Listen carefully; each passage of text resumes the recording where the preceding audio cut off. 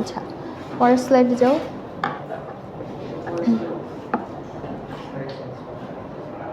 দেখো, টেক্সটাইলের কিছু টার্মস আর definition. Fibre সম্পর্কে আমরা মোটামুটি কথাবার্তা বলছি, বাট হচ্ছে এখান থেকে আমরা দেখব ফাইবারটা অ্যাকচুয়ালি কী। টেক্সটাইল ম্যাটেরিয়ালের যে একদম বেসিক ইউনিট, তাই না? টেক্সটাইলের শুরু হয় কি থেকে?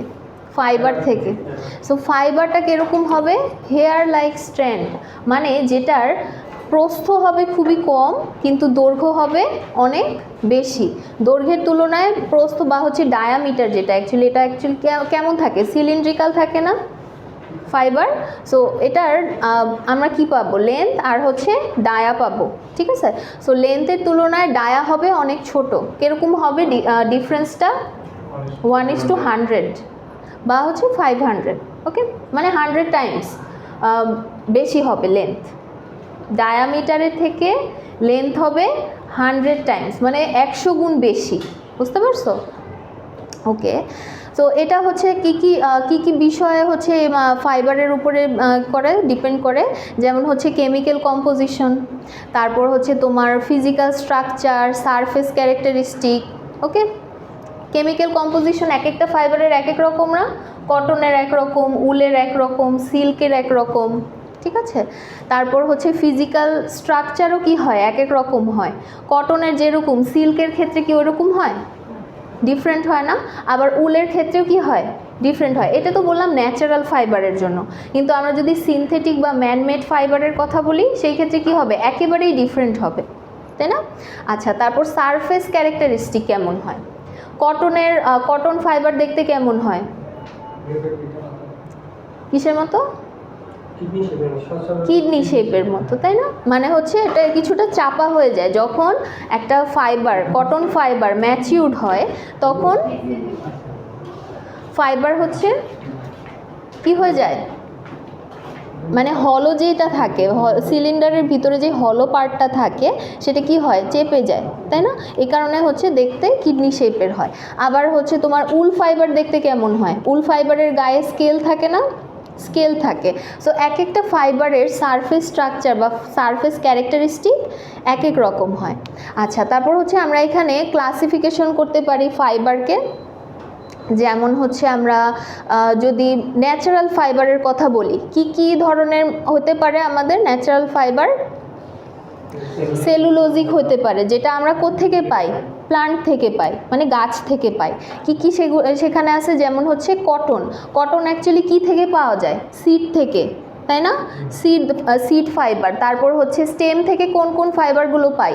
জুট পাই, হেম্প পাই, ওকে। তারপর হচ্ছে দেখো লিভস টাইপের ফাইবার কোনগুলো, বা লিভ থেকে যে ফাইবারগুলো কালেক্ট করা হয় সেগুলো কি? সেসাল, ওকে। আচ্ছা, তারপরে দেখো protein fibre. Protein fibre basically কোন সোর্স থেকে আসবে? অ্যানিম্যাল সোর্স থেকে। সেখানে কি কি আছে? যেমন হচ্ছে হেয়ার ফাইবার কোনগুলো? উল, তারপর হচ্ছে অ্যাঙ্গোরা, কাশ্মীর, ঠিক আছে? এগুলো হচ্ছে সব শিপ বা হচ্ছে তোমার র্যাবিট থেকে পাওয়া যায়, ওদের হেয়ার থেকে, ওকে। আর যেমন হচ্ছে সিল্ক, এটা হচ্ছে তোমার এটা অ্যাকচুয়ালি হেয়ার না, এটা আরেকটা সেকশনের মধ্যে পড়ছে। সিল্ক তো হেয়ার না, তাই না? ওটা হচ্ছে কি হয় তোমার, ওই যে কি বলে যে ক্যাটারপিলার থাকে, ক্যাটারপিলার থেকে হয়, তাই না? হ্যাঁ, ঠিক আছে। মানে ওর কি বলে পাকস্থলী থেকে প্রোটিন নির্গত হয়, সেটা যখন এয়ারে আসে তখন সেটা ড্রাই হয়ে ফাইবার হয়ে যায়। বুঝতে পারছো? আচ্ছা, তারপরে হচ্ছে মিনারেলের মধ্যে কি কি পাওয়া যায়? অ্যাসবেস্টস পাওয়া যায়। বিভিন্ন ধরনের মিনারেল সোর্স থেকে আমরা হচ্ছে এই ধরনের, এটা ওয়ান কাইন্ড অফ ফাইবার, ঠিক আছে? কিসের মতো? না, কার্বন ফাইবার না, এটা হচ্ছে তোমার মিনারেল টাইপের ফাইবার। এটা ইউজ করা হয় না, এটা খুবই কম ইউজ করা হয়। এটা মানে কি বলবো, যে ফাইবারটা অনেক শর্ট হয়, যেটা কি হয় মানে প্রসেসিং করতে গেলেও অনেক হ্যাজার্ডাস হয়, মানে উড়ে বেশি হচ্ছে তোমার এয়ারের সাথে মিশে যায় ফাইবারগুলো অনেক শর্ট হওয়ার কারণে। তো সেগুলো আমাদের ইনহেল করার কারণে যখন ভিতরে যায় লাংসে গিয়ে অনেক সমস্যা তৈরি করে। সো এটার ইউজেজটা একদমই কম, এজন্য পড়ানো হয় না, ঠিক আছে? আচ্ছা, না, এটা ইউজ অনেক কম করা হয়। ঠিক আছে। আচ্ছা, তারপর হচ্ছে ম্যানমেড ফাইবার। ম্যানমেড ফাইবারের মধ্যেও আবার হচ্ছে তোমার দুই ধরনের হয়। একটা হচ্ছে কি রিজেনারেটেড। রিজেনারেটেডটা কি অ্যাকচুয়ালি আমাদের ন্যাচারাল সোর্স থেকে আমরা কিছুটা পার্ট নিব, আরেকটা হচ্ছে কি মডিফাই করে আমরা কেমিক্যালি সেটার মধ্যে মানে পলিমার বা কোনো একটা কেমিক্যাল মলিকিউল সেখানে ইনপুট দিব। ঠিক আছে, সো এটা হচ্ছে রিজেনারেটেড। আর সিনথেটিক মানে সম্পূর্ণটাই কি হবে, ম্যানমেড। ওকে, এখানে কোনো নেচারের কিছু থাকবে না, বোঝা গেছে। তারপর হচ্ছে ফ্যাব্রিক। এখন দেখো ফাইবার তৈরি করা হইলো, আচ্ছা ফাইবার কি শেষ হয়েছে? না, ফাইবার শেষ হয় নাই। ফাইবারের আরও কিছু প্রপার্টিজ আছে, যে ফ্যাব্রিক মানে তৈরি করার জন্য আমাদের কি করতে হয়, ইয়ার্ন বানাতে হয় না। সো ফাইবারের মধ্যে এমন প্রপার্টিজ থাকতে হবে যাকে আমরা কি করতে পারি, ইয়ার্নে কনভার্ট করতে পারি। ঠিক আছে, সো ফাইবারের এমন কি প্রপার্টিজ থাকবে বলো তো, কয়েকটা প্রপার্টিজ বলো যেটাতে মানে যেই ধরনের ফাইবারকে তুমি ইয়ার্নে কনভার্ট করতে পারবা। ফাইবারের মধ্যে কোন প্রপার্টিজ থাকলে তাকে তুমি ইয়ার্নে কনভার্ট করতে পারবা? লেন্থ অবশ্যই ইম্পর্টেন্ট, তারপর ফ্লেক্সিবিলিটি, ইলাস্টিসিটি, তারপর কি টুইস্টেবিলিটি, তাই না? সো এই প্রপার্টিজ যদি একটা ফাইবারের মধ্যে থাকে তখন তাকে আমরা কি করতে পারবো, ফাইবার থেকে ইয়ার্নে কনভার্ট করতে পারবো, তাই না? ইয়ার্ন তৈরি হয় কিভাবে, টুইস্টিংয়ের মাধ্যমেই তো। ওকে, সো এই প্রপার্টিজগুলো থাকলে একটা ফাইবার দিয়ে বা হচ্ছে ওই টাইপের ফাইবারগুলোকে আমরা ইয়ার্ন তৈরি করতে পারি। সো কি কি প্রাইমারি প্রপার্টিজ লাগবে আমাদের, high length to width ratio. Okay, so length অবশ্যই ম্যাটার করে। যদি অনেক বেশি শর্ট ফাইবার হয় সেগুলো কি টেক্সটাইলে ইউজ করা যাবে? যাবে না। সো আমরা অ্যাকচুয়ালি কোন টাইপের ফাইবারগুলোকে বেশি ইউজ করি, স্ট্যাপল ফাইবারগুলো, তাই না? আবার অনেক বেশি হাই লেন্থের ফাইবারগুলোও কি হয়, ব্রেকেজ বেশি হয় প্রসেসিংয়ের সময়। ঠিক আছে, আবার হচ্ছে তোমার টেনাসিটি, স্ট্রেংথ। যেহেতু আমরা কি করব, বিভিন্ন ধরনের প্রসেসিং করব ফাইবারকে, তাদের কি থাকতে হবে, একটা নির্দিষ্ট পরিমাণ স্ট্রেংথ থাকতে হবে যাতে সে কি করতে পারে, ওই টেনশনগুলো বা হচ্ছে ওই প্রসেসিংগুলোকে সে উইথড্র করতে পারে। যদি একটা ফাইবার বারবার ব্রেক করে, তুমি কি সেটাকে মানে টুইস্ট দিয়ে ইয়ার্ন ফর্ম পর্যন্ত নিয়ে যেতে পারবে? পারবে না। তারপরে কি আছে, ফ্লেক্সিবিলিটি। অবশ্যই একটা ফাইবারকে ফ্লেক্সিবল হতে হবে যাতে তাকে কি করা যায়, টুইস্ট দেওয়া যায়। ফাইবার যদি কি বলে যে ফ্লেক্সিবল না হয়, রিজিড হয়, তখন কি হবে, সেটাকে তুমি টুইস্ট দিতে পারবা, ব্রেক করবে, তাই না? ওকে, তারপর আরেকটা কি আছে, কোহেসিভনেস বা স্পিনিং কোয়ালিটি, মানে একটা আরেকটা ফাইবারের সাথে লেগে থাকার ক্যাপেবিলিটি, সোজা বাংলা কথা যেটা। ঠিক আছে, তারপর হচ্ছে কি আছে, ইউনিফর্মিটি, মানে ফাইবারের প্রত্যেকটা সাইজ, মানে কি বলবো যে লেন্থের মধ্যে প্রত্যেক জায়গায় ডায়ামিটার সেম হতে হবে, এটা হচ্ছে ইউনিফর্মিটি। বোঝা গেছে? সেকেন্ডারি কিছু প্রপার্টিজ আছে, যেমন কি কি, লাস্টার। লাস্টার কি, লাস্টার হচ্ছে লাইটের রিফ্লেকশন করার যে অ্যাবিলিটিটা, কোনো একটা ফাইবারের উপরে যখন লাইট পড়বে সেটা কতটুকু সেই লাইট কি রিফ্লেক্ট করতে পারতেছে, অর্থাৎ মানে সোজা বাংলায় বলতে গেলে কতটুকু সে চকচক করে। ওকে, উজ্জ্বলতা। বোঝা গেছে? সো একটা ফাইবারের অবশ্যই কি থাকতে হবে, লাস্টার কোয়ালিটি থাকতে হবে। তার মানে এখানে সব থেকে বেশি কার লাস্টার, সিল্কের, তাই না? সিল্কের কেন বেশি হয় বলো তো, ট্রায়াঙ্গেল শেপ হয়, হ্যাঁ, তো সেখানে তোমার লাইটের রিফ্লেকশন সব থেকে বেশি হয়। যদি তোমার সার্কুলার হয় সেই ক্ষেত্রে রিফ্লেকশন কেমন হবে, সার্কুলারের ক্ষেত্রে রিফ্লেকশন কেমন হয় তোমরা নিজের একটু চিন্তা করে বলো তো। মানে লাইটের রিফ্লেকশন কি বুঝছো তো নাকি, মানে কোনো একটা সারফেসের উপরে যখন লাইট পড়ে সেটা কি হয়, রিফ্লেক্ট করে আবার চলে আসে না? সো ওই যে রিফ্লেক্ট করে চলে আসলো, মনে করো এই লাইট থেকে তোমার টিভির উপরে হচ্ছে বা হচ্ছে এই দেয়ালের উপরে আলো পড়তেছে, পড়ে সেটা কি হচ্ছে, রিফ্লেক্ট করে তোমার চোখে যাচ্ছে, তুমি দেয়ালটা দেখতে পাচ্ছ, দেয়ালটা কীরকম তুমি দেখতে পাচ্ছ। সো ফ্যাব্রিকের ক্ষেত্রেও কি হবে, এরকমই হয়। ঠিক আছে, আবার ধরো হচ্ছে কালার আমরা কিভাবে দেখি, কালার দেখি হচ্ছে আমাদের কালার মানে হচ্ছে একটা হোয়াইট লাইটের মধ্যে কি কি কালার থাকে, 7টা কালার থাকে, তাই না? সো যেই কালারগুলো রিফ্লেক্ট করে আমার চোখে আসতেছে আমি জাস্ট ওই কালারগুলো দেখি, আদারওয়াইজ যেগুলো সে কী করতেছে অ্যাবজর্ব করে নিচ্ছে সেই কালারগুলো আমরা দেখতে পাই না। ঠিক ঠিক আছে। তো আমি দেখতেছি ওর টি শার্টটা গ্রিন কালার। কেন আমি গ্রিন দেখতেছি? কারণ এখান থেকে যখন হোয়াইট লাইটটা ওর টি শার্টে পড়ছে, সেখান থেকে বাকি কালারগুলো কি করছে, ওর ফ্যাব্রিকটা অ্যাবজর্ভ করে নিয়েছে, শুধুমাত্র গ্রিন কালারটা সে রিফ্লেক্ট করতেছে। এই কারণে আমি ওর টি শার্টটাকে গ্রিন দেখতে পাচ্ছি। তারপর ওর শার্টটাকে দেখা যাচ্ছে হোয়াইট কালার। হোয়াইট কেন দেখা যাচ্ছে? কারণ ওর শার্ট থেকে সবগুলো কালার কি হচ্ছে, রিফ্লেক্ট হচ্ছে। ওকে, সো কালার থিওরি বা হচ্ছে রিফ্লেকশনটা এইভাবে কাজ করে। হ্যাঁ, সো যত বেশি তোমার লাইটের রিফ্লেকশন হবে তত বেশি ওই ফাইবারটা কি হবে, লাস্টারাস হবে, মানে সেটা তত বেশি কি বলবো, চকচকে হবে, সোজা বাংলায়। সার্কেলের ক্ষেত্রে তোমার লাইটের রিফ্লেকশনটা কম হতে পারে, মডিফাই করা হয় কেন, যাতে লাইটের রিফ্লেকশন বাড়ানো যায়। বা হচ্ছে ধরো স্কোয়ার শেপের যদি থাকে, হ্যাঁ বিভিন্ন দিকে ছড়ায় যায়, এই কারণে হচ্ছে হ্যাঁ হ্যাঁ মানে হচ্ছে তোমার ফ্ল্যাট সারফেসে যত সহজে লাইট ইউনিফর্মলি রিফ্লেক্ট করতে পারে, সেটা যদি হচ্ছে তোমার ওয়েভি থাকে সারফেসটা, সেখানে লাইটের রিফ্লেকশনটা কমে যায়, তাই না? কারণ বিভিন্ন ডিরেকশনে কিন্তু লাইট চলে যাবে, বুঝতে পারতেছো? ওকে, তারপরে দেখো স্পেসিফিক গ্র্যাভিটি বা ডেনসিটি, ফ্যাব্রিকের ইয়ার্নের কি বলি, ফাইবারের ডেনসিটি হচ্ছে ডায়ামিটার আর হচ্ছে ওয়েটের মধ্যে যে রিলেশনটা, ডেনসিটি মানে ঘনত্ব আর কি। তারপর হচ্ছে ময়েশ্চার রিগেইন, ময়েশ্চার কন্টেন্ট, এই দুইটা টার্ম পড়ছি আমরা। ময়েশ্চার কন্টেন্ট কি? একটা ম্যাটেরিয়ালের মধ্যে কি পরিমাণ ময়েশ্চার আছে, সেটা হচ্ছে ময়েশ্চার কন্টেন্ট। আর ময়েশ্চার রিগেইন কি? যখন সে ওভেন ড্রাই অবস্থায় আছে, সে কতটুকু ময়েশ্চার নিজের মধ্যে নিতে পারছে, এটা হচ্ছে রিগেইন, ঠিক আছে? সো ময়েশ্চার রিগেইন আর ময়েশ্চার কন্টেন্ট এই দুইটা টার্ম খুবই ইম্পর্ট্যান্ট। একটা টেক্সটাইল ফাইবার হওয়ার জন্য তোমার কি থাকতে হবে, ময়েশ্চার অ্যাবজর্বেন্সি থাকতে হবে না? যেমন আমরা কটনকে কেন বেশি প্রেফার করি, কারণ ওর ময়েশ্চার অ্যাবজর্বেন্সিটা অন্য সব ফাইবারের তুলনায় কম্পারেটিভলি বেশি, তাই না? ধরো পলিয়েস্টারের তুলনায় কটনের ময়েশ্চার অ্যাবজর্বেন্সি অনেক বেশি।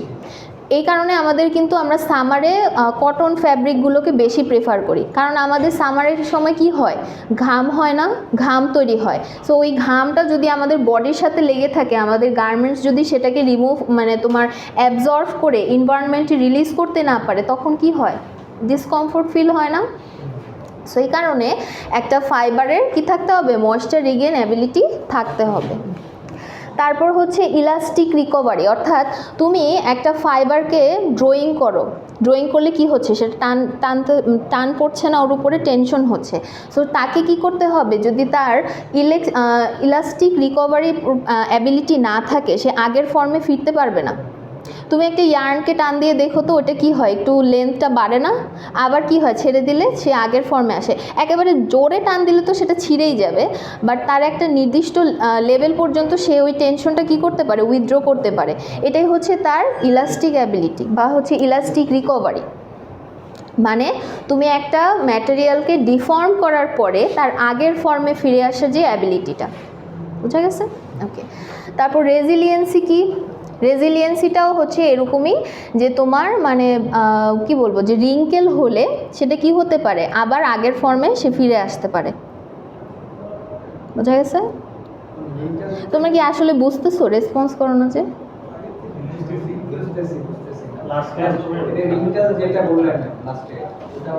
রিঙ্কেল মানে হচ্ছে ভাঁজ বা কুঁচকে যাওয়া।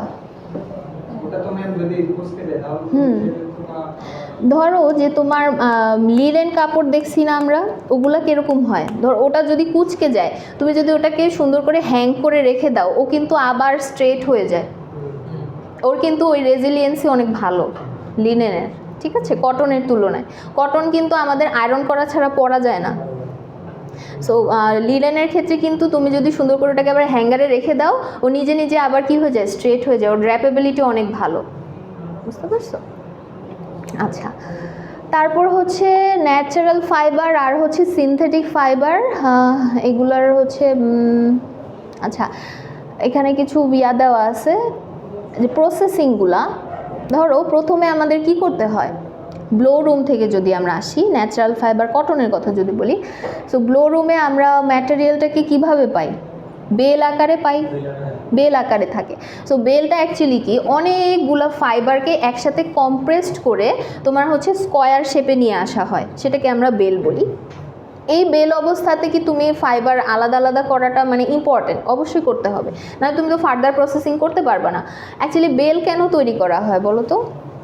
একসাথে অনেকগুলো ফাইবারকে ট্রান্সপোর্ট করার জন্য, তাই না? স্টোরেজের জন্য, হ্যান্ডেলিংয়ের জন্য, সাপ্লাইয়ের জন্য। ওকে, আচ্ছা। সো ওপেনিং আর ক্লিনিং প্রসেসটা কোথায় হয়? ব্লো রুমে হয়। ব্লো রুমে কীভাবে ওপেনিংটা হবে? সেখানে হচ্ছে তোমার যে বেল ওপেনার থাকে ওটার মধ্যে অনেকগুলো স্পাইক থাকে, বিভিন্ন ধরনের রোলার থাকে, তারপর হচ্ছে বিভিন্ন ড্রাম থাকে, ওগুলোর উপরে স্পাইক কি বলা যায় যে ক্লোথিং থাকে বা মেটালের হচ্ছে স্পাইক থাকে। সো ওই স্পাইকগুলো কি করে আস্তে আস্তে ওই বেল থেকে ফাইবারগুলোকে আলাদা করে, ঠিক আছে? এটা অনেক সময় ম্যানুয়ালি করেও তোমার ইনপুট দেওয়া যায়, অথবা ওই সম্পূর্ণ বেলটা সহই ইনপুট দেওয়া যায়। যদি হচ্ছে কনভেনশনাল মেশিন হয় তাহলে হচ্ছে মানুষ হাতে আগে ওপেন করে তারপরে মেশিনে দেয়, আর যদি পুরাটা তোমার ডিজিটাল হয় তখন ওই বেল পুরাটা দিলেই সে ওপেন করে ফেলতে পারে, ঠিক আছে? আচ্ছা, তারপরে স্টেপ কি? বেল ওপেনিং হলো, মানে তোমার ফাইবারগুলোকে তুমি বেল থেকে আলাদা আলাদা করলা। ফাইবার আলাদা হয় নাই, ওগুলো হচ্ছে ফাইবারের একসাথে কি বলবো যে দলা পাকায় আছে, এখনও টাফট অবস্থায় আছে। সো ওটাকে তারপরে কি করতে হবে? তোমার ক্লিনিং করতে হবে। ক্লিনিং করা হয় কিভাবে? যে যখন তোমার বেল ওপেনিং হবে, বেল ওপেনিং হওয়ার সময় কিছু পরিমাণ ইমপিউরিটিস ওখান থেকে রিমুভ হয়ে যাবে, বা হচ্ছে ধরো তোমার কি বলবো যে সিডের ভাঙা অংশ, গুঁড়া, এগুলো আসতে তখন কিছু পরিমাণ রিমুভ হবে, সম্পূর্ণ রিমুভ হবে না। ওকে, আচ্ছা। তারপর হচ্ছে মিক্সিং অথবা ব্লেন্ডিং, অর্থাৎ তুমি যদি দুই টাইপের ফাইবার ইউজ করো তখন মিক্সিং ব্লেন্ডিং হবে। বুঝতে পারতেছো?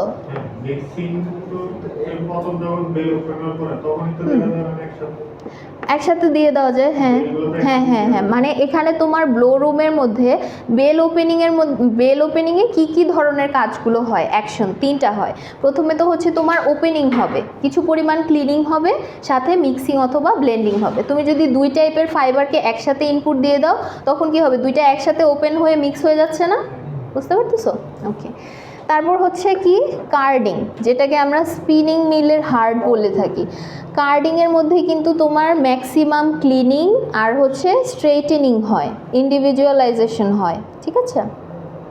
সো এখানে কি হয়, কার্ডিং মেশিনের মধ্যে যে বিভিন্ন ধরনের সিলিন্ডার থাকে যেগুলোর মধ্যে অনেক ফাইন টুথেড ওয়্যার থাকে। ওয়্যার মানে হচ্ছে কি বলবো, স্পাইক, ঠিক আছে?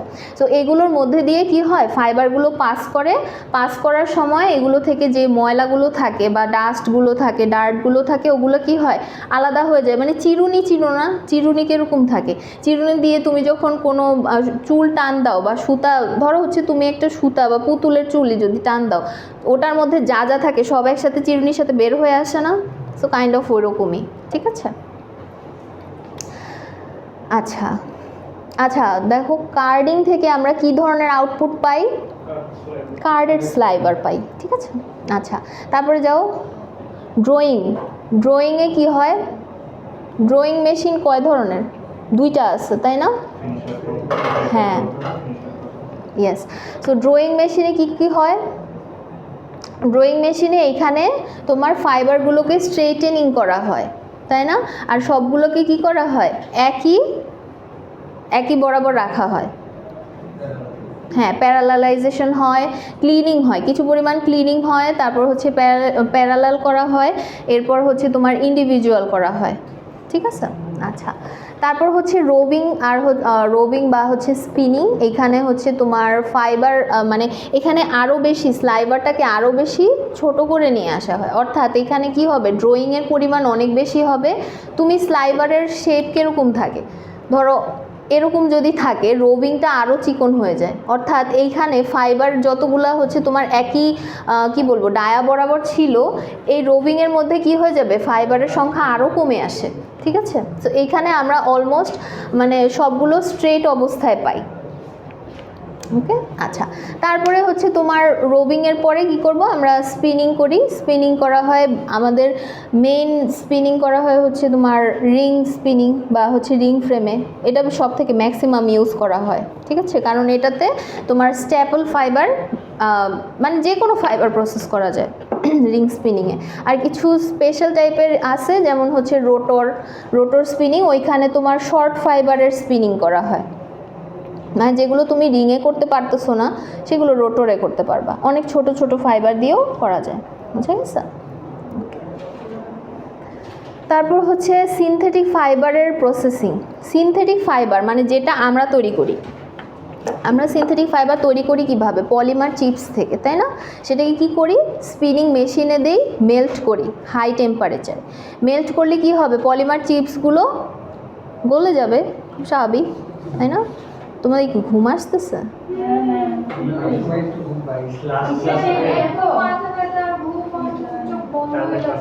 আমি মাত্র কয় মিনিট পড়াইলাম? 25 মিনিটও পড়াইনি।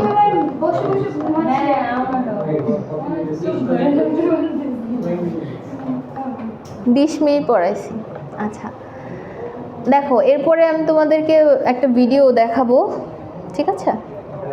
না এখানে নাই, এই স্লাইডের এইটুকু, মানে আমি কিছুটা পড়াই নেই, ফাইবারের পার্টটুকু শেষ করে দেন আমরা ভিডিও দেখব। আচ্ছা দেখো, সিনথেটিক ফাইবারের প্রসেসিংয়ের জন্য আমাদের কি করতে হয়? পলিমার চিপসকে আগে মেল্ট ডাউন করতে হয়। মেল্ট করার পরে আমরা ঝর্ণা চিনি না, আমাদের সবার বাসায় থাকে বাথরুমে, সেই ঝর্ণার মধ্যে কি কি থাকে? ছোট ছোট ছিদ্র থাকে, ওটাকে বলা হয়, যখন স্পিনিং মেশিনে থাকে ওটাকে বলা হয় স্পিনারেট, ঠিক আছে? ওই স্পিনারেট দিয়ে কি হয়? হাই স্পিডে তোমার হচ্ছে ওই মেল্টেড যেই ইয়াটা থাকে, পলিমারের যেই কি বলবো, যে গলিত অবস্থাটা থাকে, ওটাকে স্প্রে করা হয়। স্প্রে করলে কি হবে? ওই ছিদ্র অনুযায়ী তোমার ইগুলো বের হতে থাকে, বের হওয়ার পরে সেটা কি হয়? হার্ড হয়ে যায়, হার্ড হয়ে গিয়ে ফাইবার তৈরি করে, ঠিক আছে? বা হচ্ছে ফাইবার না, অ্যাকচুয়ালি আমরা ফিলামেন্ট বলবো, কারণ ওদের লেন্থ অনেক বেশি থাকে। লেন্থগুলো তো আমরাই কন্ট্রোল করতে পারি, তাই না? আমরা আমাদের প্রয়োজন অনুযায়ী কেটে সেগুলোকে বিভিন্ন সাইজে নিয়ে আসতে পারি, ঠিক আছে? তো এখানে কি করা হয়? স্পিনারেট দিয়ে পলিমার প্রথমে মেল্ট ডাউন করি, মেল্ট ডাউন করার পরে আমরা হচ্ছে স্পিনারেট দিয়ে মানে শাওয়ার হেড বা বলা হয় আর কি সেটাকে, ওখান দিয়ে স্পিনিং করি, ঠিক আছে? এটা হচ্ছে আমাদের ইচ্ছা মতো আমরা মানে নিজেদের প্রয়োজন মতো বিভিন্ন শেপও দিতে পারি। ডায়ামিটারটা ডিপেন্ড করবে কিসের উপরে? স্পিনারেটের হোলের সাইজের উপরে। যত চিকন হবে, যত ছোট হবে, তত কম হবে। আবার তোমার যদি ট্রায়াঙ্গুলার হয় বা হচ্ছে তোমার যদি ফ্লাওয়ার শেপের হয়, স্টার শেপের হয়, ওই শেপেরই ফাইবার আমাদের বের হবে, ফিলামেন্ট বের হবে অ্যাকচুয়ালি, ঠিক আছে? আচ্ছা, সো এইখানে কি অ্যাকচুয়ালি তোমার এই সিনথেটিক ফাইবারের মধ্যে কি কোনো ইমপিউরিটিস আছে? ন্যাচারাল ইমপিউরিটিস নাই, কোনো প্রকার ইমপিউরিটিসই নাই অ্যাকচুয়ালি। আছে?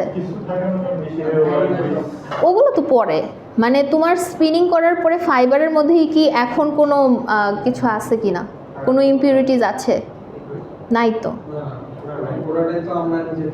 সম্পূর্ণটাই কি তোমার মানে হাতের স্পর্শ ছাড়াই তো হচ্ছে, সেখানে কোনো ন্যাচারাল কোনো ইমপিউরিটিস নাই। বাট প্রসেসিং করতে গেলে পরবর্তী স্টেজে হয়তো তোমার অয়েল, ডাস্ট, ডার্ট এগুলো লাগতে পারে।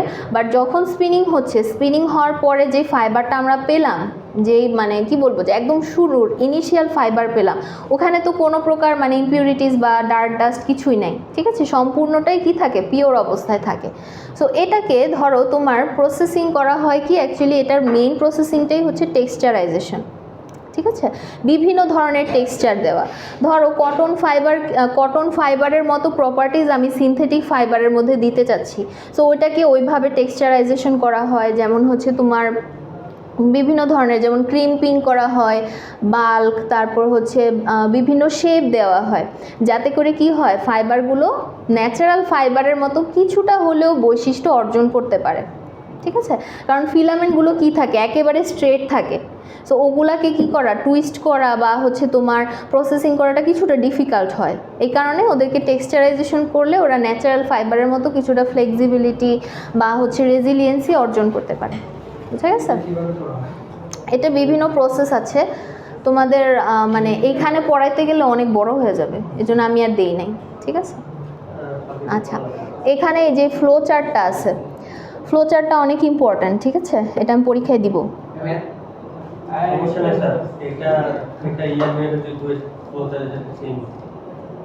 হ্যাঁ, এটা ইয়ার্নে পড়ছো না, ইয়ার্ন 1-এ পড়ার কথা।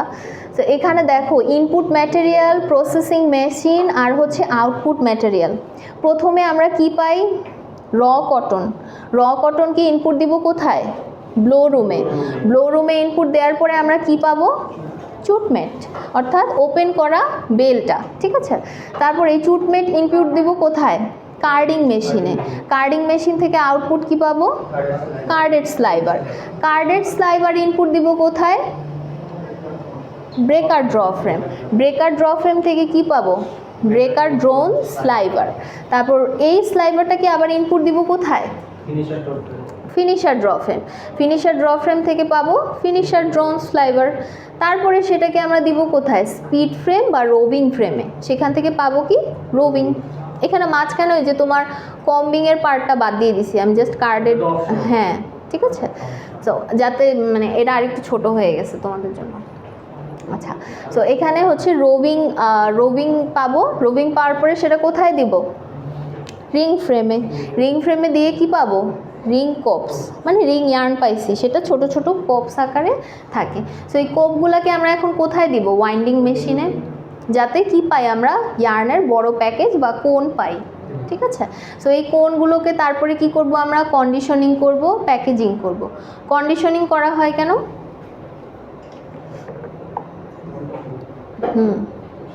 কন্ডিশনিং কি বুঝো?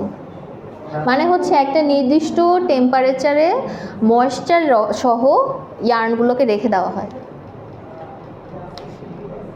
কেন করা হয় বলতে পারবা? মানে হচ্ছে যাতে ওরা কি করতে পারে, ওদের যে ন্যাচারাল ময়েশ্চার কন্টেন্ট ওটা আবার রিগেইন করতে পারে। কারণ দেখো এতগুলো প্রসেসিংয়ের পরে ফাইবারের মধ্যে কি আদৌ মানে তোমার কি বলবো যে ময়েশ্চার ওরকম আগের মতো আছে? ময়েশ্চার কিন্তু আগের মতো নাই, ওর ময়েশ্চার কন্টেন্ট কি হয়েছে? কমে গেছে। সো যখন হচ্ছে আমরা কন্ডিশনিং করব, সে আবার কি তার ন্যাচারাল ময়েশ্চারটা রিগেইন করবে, ঠিক আছে, যেটা আমাদের ফার্দার প্রসেসিংয়ে হেল্প করবে। আদারওয়াইজ যদি ওর ময়েশ্চার কন্টেন্ট কম থাকে, সে কী করবে? বেশি পরিমাণে ময়েশ্চার অ্যাবজর্ব করতে থাকবে না, কেমিক্যাল অ্যাবজর্বেন্সি বেড়ে যাবে, তখন হচ্ছে তোমার প্রসেসিংটাও কি হয়ে যাবে? ডিফিকাল্ট হয়ে যাবে, ঠিক আছে। রেজাল্ট আমাদের হচ্ছে মানে নর্মালি যেরকম পাওয়ার কথা ওরকম আসবে না। এই কারণে আমরা হচ্ছে কন্ডিশনিংটা করে থাকি। একটা স্টোরড রুমের মধ্যে তোমার ময়েশ্চার অ্যান্ড টেম্পারেচার, যেটা একটা হচ্ছে তোমার কি বলবো যে মানে নির্দিষ্ট তাপমাত্রা এবং ময়েশ্চার সহ রেখে দেওয়া হয়। ময়েশ্চারটা অ্যাকচুয়ালি কীভাবে দেওয়া হয়? জলীয় বাষ্প হিসেবে, ঠিক আছে। তারপর হচ্ছে প্যাকিং করে পাঠিয়ে দিবে। এখানে কিছু মেশিনের নাম দেওয়া আছে, মেশিনগুলো দেখো, দেখা যাচ্ছে বেল ওপেনার। বেল ওপেনার দিয়ে দেখো এই যে এখানে কি হচ্ছে, ফাইবার যে বেলগুলা যে ছিল, কটনগুলো একদম স্কোয়ার ফর্মে ছিল, সেগুলোকে ভেঙে দেখো টাফ আকারে বের করতেছে না।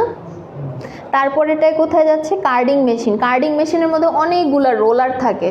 হ্যাঁ, এই রোলারগুলোর উপরে হচ্ছে তোমার কি বলবো যে ছোট ছোট স্পাইকের মতন থাকে, ওইগুলোই অ্যাকচুয়ালি তোমার ফাইবারগুলোকে কি করে? আলাদা আলাদা করে, মানে চিরুনির মতো আর কি কাজ করে। তারপর হচ্ছে ড্র ফ্রেম। ড্র ফ্রেমের মধ্যে কি হয়? ড্র ফ্রেমের মধ্যে আমরা যখন ইনপুট দিব, সেখানে কি হবে? ড্রয়িং হবে, তারপর স্লাইভার হবে। স্লাইভারগুলো জমা হয় হচ্ছে এই যে এই কন্টেইনারগুলোতে, ঠিক আছে। কন্টেইনারগুলোর মধ্যে তোমার নিচের দিকে একটা স্প্রিংয়ের মতন থাকে, আর উপরে হচ্ছে একটা প্লেটের মতন থাকে, ঠিক আছে।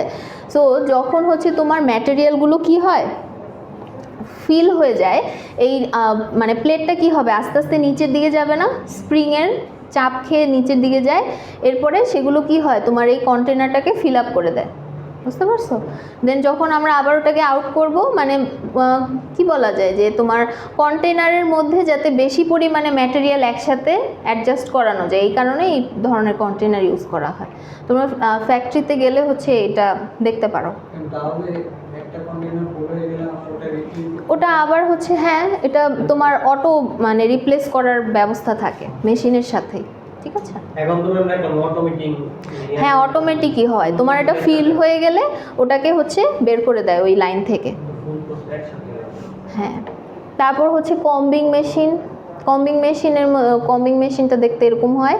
আর স্পিড ফ্রেম। স্পিড ফ্রেমের মধ্যে এই যে এগুলো হচ্ছে রোলার থাকে, বা হচ্ছে কি বলবো এটাকে এখানে তোমার হচ্ছে প্যাকেজগুলো জমা হয়, মানে রোবিং প্যাকেজগুলো একটু বড় হয়। আর দেখো রিং ফ্রেমের প্যাকেজগুলো কিন্তু ছোট, দেখছো কম্পারেটিভলি ছোট আর চিকন। আচ্ছা, ফাইবারের পার্ট শেষ,